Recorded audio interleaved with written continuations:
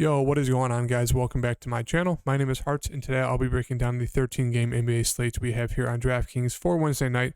So a little bit of an early look, $100,000 up top to first place as usual. Make sure to hit that like button, subscribe, turn on the notification bell. Trying to reach 1,000 subscribers by Thanksgiving, so hitting that like button really does help out my channel. Let's try to get to at least 15 likes. I'll be going player by player, team by team, giving my thoughts on the best spin-up plays, best mid-range plays, and some low-owned value plays we can look at for tomorrow's 13-game slate. Obviously, with injury news, stuff can change, especially when we're looking a day ahead of the slate. So just make sure to follow me on Twitter, Heart DFS. Follow Underdog Fantasy for NBA. They're great as well on Twitter to keep updated with all the injury news. Now let's get into the slate breakdown. Massive 13-game NBA slate we have here for tomorrow night. So I'll try to keep it a little bit quick. Hopefully this is less than 20 minutes. But I'll try to touch on everyone. So Portland, Charlotte. Charlotte actually hasn't been that bad of a defensive team. They're kind of middle of the pack right now. So for this game, Lillard's going to be a decent kind of spend up contrarian play here. Coming off of bad 2 games. Obviously missed a few games because of his injury. But he's a guy who started off the year pretty well. 20, 41, 41, 31. He's a little bit scoring dependent. But you'll get him at pretty low ownership if you do play him. And it's a good matchup, even though Charlotte's been decent at defense. LaMelo Ball, obviously, we have to keep an eye on the news. If he's in, I'm assuming he'll be restricted a little bit. But if he's good to go, I don't hate getting him at 9,400. I'd just rather see him play, a few games to get back into the rhythm of things before taking a shot on him. Now that Dame's back, Simons looks okay at 7,400. Really just prefer getting into Dame. He will have a ton of usage, ton of shot attempts. But I do expect his assists to go back down kind of to that, 2 to 4, maybe 5 at most range, playing alongside Dame. So 7,400 is a little too pricey for me. Love Rozier. Even if LaMelo's back, he's still going to have a ton of usage. If LaMelo Ball is out, that's great. Playing about 36 minutes, shooting the ball over 20 times per game. Can have bad games, as we saw, 38 minutes, 23 attempts, only 29 fantasy points. But 7,800 for a guy playing that much minutes, that many shot attempts, fantastic. Obviously, it changes a little bit with LaMelo Ball being back if he does play, but really like Rozier there. Nurk, 7,200. He's almost like a dart throw just because he will lose minutes if he's not playing well. Chauncey will bench him. He's a little bit foul prone, but obviously going against Mason Plumlee, he should stay out of foul trouble. Does have a massive ceiling when it comes to rebounds and his points, so a little bit of interest there at 7,200, fair price for him. Other guys on Portland are just priced up a little too much due to Dame being out and Simons being out a few games. So don't think to really get to any of those Portland guys. If you want to take a shot, maybe Josh Hart because he's pretty solid at getting rebounds and assists. And if he's hitting his shots, he could get close to 40 fantasy points. But I think it's a little bit of a force. On the Charlotte side, it's pretty much just Terry. Hayward's questionable, 6,400. I guess it's a fair price for him. Smith, I guess he'll play the minutes. It's just I just don't really trust any of them enough. I just prefer getting to Rozier, especially other price tags in the 6K range. I think there's other plays who have more safe and secure roles compared to these Charlotte Hornets guys. You can go to PJ. I guess he's the best play out of all of them. Definitely the highest ceiling and definitely the lowest floor compared to guys like Oubre, Smith, and Gordon Hayward. Winslow's too pricey. Plumlee, you can take a dart throw there if you want. Playing about 22 to 25 minutes. Does have a little bit of upside. Been playing actually pretty solid, but don't love that play. That's really it. It's just kind of Dame, Rozier, and Nurk for me. Dallas, Orlando. Orlando's one of the worst defensive teams in the league, even though they have like 4 or 7 footers. So Luka looks fantastic. It just, I don't know if there will be enough value opening up for us to be able to play Luka at 12.5. Unless you want to take some absolute dart throws and then throw Luka in, you can, but I just don't trust that yet. Paolo's been fantastic this year. As I said, he's going to be the number 1 for Orlando, and he has, so he does have a good ceiling. About 60, let's say just 60 fantasy points. He can easily get there. Obviously, 16 rebounds does help. I have some interest in Paolo. Price tag is just getting a little bit too close to me to the point where it's like, it kind of hurts playing him, but love Wendell's matchup. But, being second fiddle to Paolo, he will have some floor games. So at 7,300, it's not the best price tag to get for Wendell. So it's just a little bit more of a contrarian play there, kind of like a Nurkic. I prefer getting to Nurkic, but you can definitely look to Wendell especially, Christian Wood's out. So it's not like he wasn't the best defender, but I think Wendell could really take advantage of the situation here, the matchups against Dallas. Franz, past 2 games have been great for him. I just prefer getting to Paolo. 6,700 is not the best price tag for Franz. He does have a little bit of a floor. Bol, I think out of all the bigs, I'd say he's my favorite play. It's a risky play. The minutes aren't always there, as we saw the past 3 games. 19, 37, and then 21. So it's kind of all over the board. But he does have, the double upside. He's usually going to get you probably 2 to 3 blocks a game, maybe more. So 6,200, I say he's the fairest price tag out of all those Orlando Magic guys. I do have a good amount of interest in Dinwiddie, 6,100. With Christian Wood ruled out. Where is he? Trey. Tim Hardaway Jr. most likely not going to play. There's going to have to be a secondary scorer for, Dallas. Luka's going to do a ton, but someone's going to have to step up. Really like Dinwiddie here against Orlando, one of the worst defensive teams in the league. As you can see here, they are 6th. So really like Dinwiddie here to step it up at 6,100.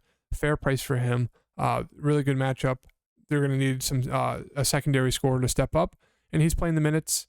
He will have those shot attempts as well. So he is scoring dependent, but he's been solid at the assists, solid at rebounds. Should see enough minutes to pay off this price tag, 6,100 against Orlando. Wood, as I mentioned, is going to be out. So that will open up some minutes for other guys. Jalen Suggs, just more of kind of a contrarian play here at 5,500. The shot attempts have come down the past 2 games. They're going to go through Paolo. They're going to go through Wendell. Jalen's more of that, third option. So at 5,500, not the worst price tag to get for him. The minutes are there. It just, you got to hope he ends up hitting his first few shots, because then he'll be aggressive. Otherwise, he'll get phased out.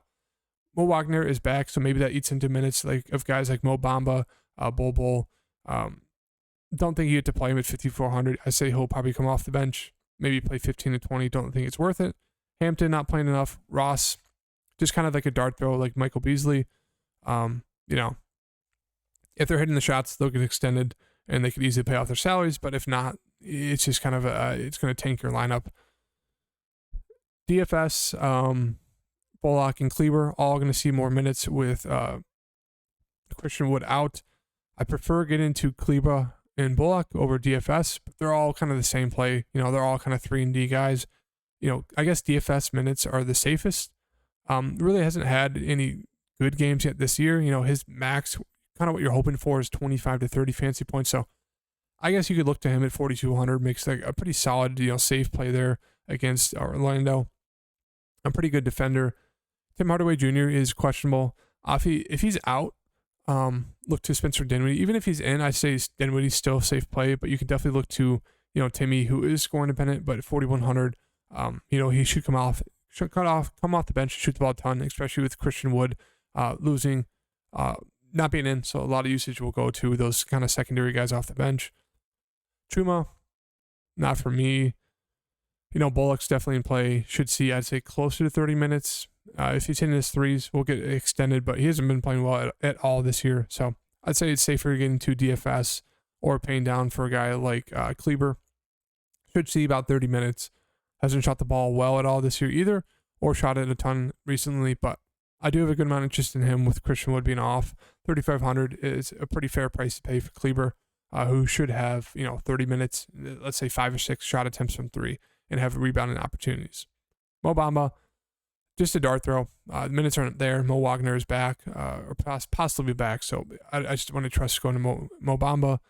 Miguel, McGee, Powell. Powell has been getting the minutes over McGee. You can look to him if you want. I just don't trust it. And that's really it. Josh Green is seeing some minutes. It's just he's a high usage guy. Did well against Brooklyn.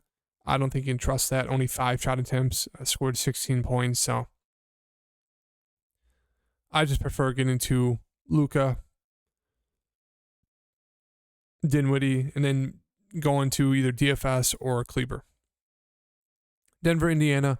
Indiana, one of the worst defenses in the league. Obviously one of the worst teams. So Jokic looks fantastic, 11-6. We know what we're getting from him. Halbin, we know what we're getting from him. Price really hasn't moved. So really like him at 8,600. It's one of those things like Durant's 11K. Obviously it's KD. We know he's going to have a safe floor. I guess he has a safer floor than Halliburton, but it's like, why pay for $11K for KD when you can pay 8.6 for Halliburton, who has pretty much the same floor and the same ceiling? That's just my 2 thoughts, my 2 cents. So really like Halliburton there. Porter Jr. in this kind of mid-range 6K range. This is why I think these guys all make better plays in like the 6K ranges in like the Charlotte side or like the Orlando side. It's just they're better scorers, and like MPJ is a better scorer than all those Charlotte guys. Playing minutes about 30 a game, so he looks pretty decent in this matchup. Body looks great. Had a great few games so far, so do have a good amount of interest in him. He was always going to chuck. Jamal Murray, 6,300 minutes are ticking up. He's doing a little bit better. I do think you can start taking shots on Jamal Murray now at that price tag. The minutes are secured now. Slowly starting to get back in the swing of things, so do like him a good amount. Benedict is a little bit too score independent for me. As we saw last game, Miles Turner, huge ceiling. He's just a little bit foul prone. It's just one of those coin flips. If you play Miles Turner, he's going to do great unless he gets in foul trouble. Now going against Jokic is not the matchup you want. So I think for that reason, I'm going to be off of him. Maybe we'll keep some ownership down on him, but I do think people are going to box score chase on him. Aaron Gordon, I actually have a good amount of interest in him. He's not going to go out there and shoot the ball a ton, but this is a matchup that he should be able to do very well in against one of the worst defenses. Jalen Smith, 5,500 for Aaron Gordon. I think it's worth the risk of playing him. I'd prefer getting Jalen Smith over Miles Turner just because of the matchup. He does have double upside. Pretty much has gotten one every single game. He's been over, floating around that 30-minute mark. Otherwise, no really interest in anyone below that. Duarte's out, so there'll probably be more minutes for, Benedict Mathurin. They'll probably dust off Nembhard a little bit. The past 2 games, he's been playing a ton. So I guess you can take a shot at him, 3,500. Don't hate it. Yeah. Moving on, Detroit, Boston. Boston's actually been a very, very poor defensive team so far this season. As you can see, they're ranked in like the top 7th, 8th worst in the league so far. So you could definitely take advantage of that. Speaking of that, Tatum, way too cheap. It's just, his floor is like 40, 45 fantasy points, and his ceiling is obviously 60, 70 plus, and his price really hasn't moved. 10-3 for him looks fantastic. Brown, I guess, is always in play. A little bit scoring dependent for me. I prefer just getting to Tatum, even with the price differences of almost 2,000. Cade Cunningham looks fantastic. I don't know why the price is coming down against Boston. Obviously, there's probably some blowout risk, but Cade's shooting the ball a ton. He's been great as of recently. Can't get you 60 plus fantasy points. So really like him at 7,500. Smart, Bogdan, Al Horford, all these 5K range guys. I prefer getting into, Isaiah Stewart and Ivy. Horford is slowly starting to get back in the swing of things, so you could definitely look to him. But yeah, I prefer getting to Ivy and Stewart. Brogdon looks decent. Minutes are slowly coming up, but the price tag is as well. And I think he's just a little bit too limited when it comes to the minutes to really pay off that price tag of 5,400. That really does it. Moving on to Houston and Toronto. Hard to get to these Houston guys. If I was to take a shot, it would be on Sengun or Jalen Green. KPJ is just a little too pricey for me, especially going against this defense, one of the best in the league.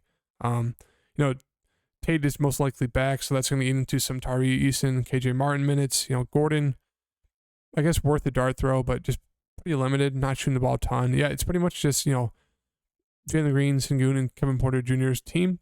I mean, Smith Jr. is going to shoot the ball a ton when he's out there, but it's just pretty much Sengun or Jalen Green for me, but it's not the best matchup here. Van Fleet looks fantastic. Once again, price really hasn't moved. Ton of usage for him. Scotty, I guess he does have a little bit of a floor as we saw against the Bulls, so I prefer OG over Scotty, even though OG's averaging about 3.1 assists so far this season, which is insane. Don't think he can keep that up, but with Siakam still sidelined, him and Scotty are going to shoot the ball a ton, so 7K is a very fair price tag in this matchup against the Rockets. Gary Trent Jr., I don't mind him. He is scoring dependent. Not going to not going to get much peripheral stats, but we'll shoot the ball a decent amount. Can have a good shooting game. So 5,700, solid price for him. Boucher just slightly too pricey for me. Obviously, he can nuke the slate, but he is foul prone. 5,300 is not the best price tag you want for him unless he's like a starter, but he's coming off the bench, so I don't think you have to get to him. Same thing with Precious, Koloko. Coming off the bench, the price tags have moved up. Just don't think it's worth it. Otto, if you want to, I didn't know. Yeah, it's Otto. No, just don't even. Never mind Otto. Don't trust him. That does it. Utah, Atlanta. If Trae Young's in, I think he makes for a very solid spin up at 9,900. If he's out, I think DeJounte is not a must play, but pretty close. He has a ton of usage. Triple double upside. Almost went for a triple double in back-to-back games. So let's keep an eye on that news. Laurie looks great here, 7,600. If you want a piece of this game, price hasn't moved. Does have 76 or 60 plus fantasy point upside. So I do have a little bit of interest in there. I do think it's another day where you can play some mid-range lineups and have the ability to go for 350 plus fantasy points if they're all playing well. The rest of the Utah guys, Clarkson, I guess would be my second favorite play. A little bit of a limited ceiling because he's a little bit too scoring dependent for me. Conley's been doing decent.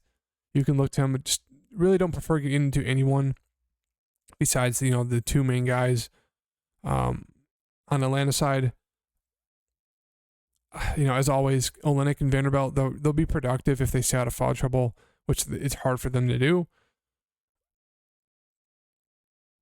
Bogdan might be back. What to see. It's anyone below that 7K range. It's going to be Sexton for me. Okongwu is going to play like 15, 20 minutes. Beasley, more of a dart throw, kind of like a T. Ross. Hope he shoots the ball well. Jalen Johnson, been seeing about 10 to 15 minutes. 3,400, not the best price tag. AJ Martin got extended because of the blowout. Don't think he to go there. It's pretty much just the main two guys on the Hawks side, and then either Laurie, Clarkson, or Sexton. On to the second half of the games. New York, Brooklyn. On the Brooklyn side, KD 11K. I just don't think it's a price tag you have to. Obviously, he has like 80, 90 point fantasy upside if he shooting the ball very, very well.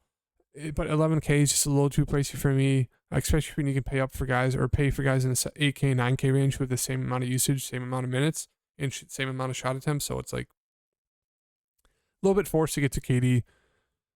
Claxton, a little too pricey for me. Playing about 30 minutes, been doing well the past two games, but don't think you to go there. Ben Simmons on a minutes limit. Royce O'Neal would be my second favorite play on this net side. I really hope he's hitting the shots. If he does, he can easily pay off 5,300. Cam Thomas is seeing some minutes. If you want to look to him at 5K, don't mind that. Really does it for me. Sumner's getting the start still, but not doing much. Really just prefer KD, Claxton, and then Cam Thomas. Or KD, O'Neal, and then Cam Thomas. New York side, really like Jalen Brunson here. Past few games have been great for him. About 34 minutes, shooting the ball a good amount, shooting it well. The assists are up. He's solid at the rebounds. Very, really like this matchup against Brooklyn. Edmund Sumner defense, come on. Brunson looks great here, 7,100.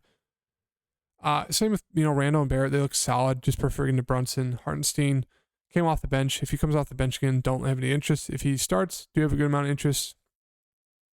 Sims got the start, but only played 17 minutes. He is a good rebounder. Did get in five fouls, so he's very foul prone. So I don't mind him as a dart throw. If he starts again, a lot of people probably won't be on him just because they'll see his game. The stat line, 17 minutes, 10.5 fantasy points, 5 fouls. So he's very foul prone, but I do have a good amount of interest in him if he starts at 3K. Very solid defender, a lob threat as well. So he could easily pay off that price tag. Moving on to the Pelicans in Chicago. DeMar, a little too pricey for me, a little too up and down as well. So I just prefer getting to Zach for cheap. Zion, great matchup for him. Of course, I played him against the Golden State G League team. He only goes for 22 fantasy points. And then the next two games, 41.5, 51. A little bit of a limited ceiling when it comes to Zion, but I do like him in this matchup. CJ looks very solid in this matchup as well. 8,200 for him. Playing a ton of minutes. Vooch looks decent. I think my favorite play still is Brandon Ingram. Price really hasn't moved. Ton of usage. Even in his bad games, still 37 fantasy points when he went 7-23. So he's almost like a Tatum play where it's like even their bad games, they're still going to be able to save you. So I do like him a good amount. Zach, good amount of interest in Zach, 7,400. I think he's slowly going to start picking it up this season. So I do like him. Io, Crusoe, all those guards for the Bulls side, I think I prefer getting to Dragic at 3,800 for some salary relief. Otherwise, I think Kobe Bryant is still ruled out, so that makes Dragic a little bit safer. But I think Drummond might be coming back, so that does take some minutes from Derrick Jones Jr., Javonte Green, Pat Williams. I just don't think you have to force any of those guys in. Milwaukee, OKC. Giannis too pricey for me, but we know what we're getting from him. SGA, the price really hasn't moved. The only bad game he had this year so far was versus Milwaukee, so there was that blowout risk. Maybe we'll lower the ownership on him, so I don't mind taking a shot here because he's been fantastic this year. So really, really like the upside there for SGA in this matchup. Do think people will be scared of that because of the blowout risk. Everyone else on Milwaukee is just priced up too much for me. I mean, if you were to take a shot, maybe Brook Lopez, but yeah, really don't want to get to any of the guys in Milwaukee. Too pricey for me. Love SGA. And love Giddey, even though Giddey's minutes have been coming down a bit, hasn't been playing well. I still trust the process with him, so him and SGA look fantastic. Don't trust the bench of OKC at all. Super annoying. Phoenix and Minnesota. We have Towns, who's been playing great the past few games. Don't mind him as a spin-up play. Booker, I guess a safe play there, but always kind of has a low floor if he's not hitting the shots. So at 9K, it's like you can get to Booker, who has like that floor of like 35, 40 fantasy points, or it's like you can get to SGA, who's $100 more expensive and has I'd say a safer floor, even a higher ceiling than Booker. Edwards looks solid, 8,200. It's kind of that secondary play on the Minnesota side. Paul is questionable, huge news, because if he's out, look to campaign.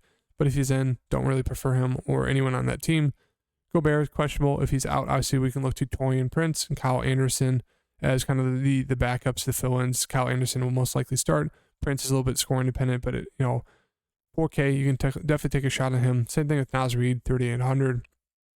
Yeah, not a ton of interest. Campaign should see, I'd say 25, 30 minutes plus. If Chris Paul's out, will be probably a lock, I'd say, at that price tag. If Paul's out. Memphis, San Antonio. Spurs have been brutal. As you can see, the second worst defense in the league. So John Morant, that price really hasn't moved. Love him. Bane looks decent. Still don't prefer the price. Would rather get to Ja. But yeah, you can definitely play him. Keldon Johnson, heart and soul of this team. Been playing very well. You just got to hope the game stays close. Kind of a little bit of a limited ceiling. Maybe 50, but 7,300 is a decent price tag for him. A little bit more of a contrarian play. I do think he'll have lower ownership compared to a guy like Lauri Markkanen. The rest of the guys on the Spurs, I guess Vassell would be my second favorite play. He's not afraid to shoot the ball. Kind of a little bit more scoring dependent, but he does have a ceiling, especially if he's hitting his shots. So a little bit of interest there, 6,500. Not much in the rest of the Spurs guys. On the Memphis side, Steven Adams is out. Definitely look to Brandon Clark at 4,500. He got the start. Didn't do too well, but would definitely run it back with him. Steven Adams is back in. Really just prefer getting to Morant or Bane, and that's really it. Lakers and Clippers. LeBron, questionable. Paul George is priced up to the point where it's like, don't have much interest. AD priced up, don't have much interest there. I mean, this game is pretty much a fade for me. It just depends on, I'm assuming everyone's in, good to go. So I really don't have interest in anyone in this game. It's just all just fair prices for pretty much everyone. Maybe even a little bit too expensive for people. I guess my favorite dart throw would be John Wall. Going to see about 30 minutes, pretty aggressive. Otherwise, not much interest in this game. Yeah. And then Cleveland and Sacramento. This could be a late night hammer type of game where, Donovan Mitchell has been great this year. Going to lose out on those assist opportunities now that Darius Garland's back. That's something I think people don't realize. So that price tag, don't think I'd get to him. Scoring dependent. Darius Garland's going to have the ball in his hands a ton. Pause. So I'd rather get to Darius Garland. De'Aaron Fox has been great this year. 8,900, don't mind him. A little bit of kind of a low ceiling. 37 actual real life points, only 48 fantasy points. So that's kind of how I feel on that. Sabonis looks great. Going up, against some decent bigs. He is a little bit foul prone, but if he stays out of foul trouble, 8,500, he can easily go off for a huge game. Garland, 6,900. Once again, way too cheap, as I mentioned.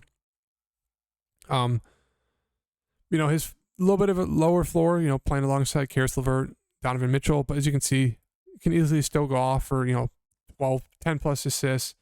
I mean, if he's hitting the shots, didn't shoot well from 3 at all, just way too cheap for Darius Garland. That's all I'm going to say. 6,900. He should be like an 8.5K, a slate type of guy. Allen looks okay.